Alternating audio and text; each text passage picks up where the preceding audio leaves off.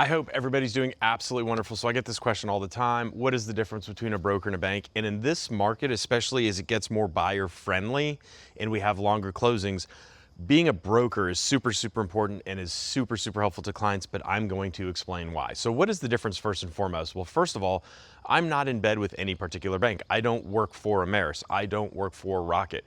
I have access to all of those banks, 10, 15, 20 different banks that I see rates every single day. And so a big question I get is, well, if you're going to broker the loan to Ameris, why wouldn't I just go to Ameris anyway? And this is what's really, really helpful for consumers to know is as a broker, there's no middleman fee. You're not paying a fee to use us. I'll give you an example. One of these banks, I won't name them, their underwriting fee is $1,600 if you go direct to them. If you come to me, the underwriting fee at the exact same bank is $1,100. So right off the bat, your customer saves $500. In addition to that, all of these banks give us better rates than they give their own employees. It's counterintuitive. Why do they do that? Well, they're not paying for my advertising. They're not paying for my health insurance. They're not paying for my marketing. They're not paying for my office space. So when I broker a loan to a bank, it is profitable. It is profit. It's easy for them to make money on it. They're happy, we're happy, and the customer gets a better deal.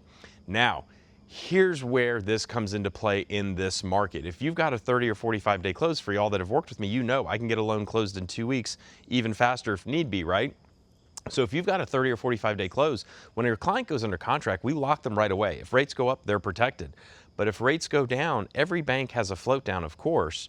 Those policies honestly aren't great. It is hard to get a float down. So as a broker, we have the option to float down, but as I just mentioned, that's not a great option. A better option is, let's say rates are at 6.25 and they drop to 6. We pick the buyer up and move them to a new bank.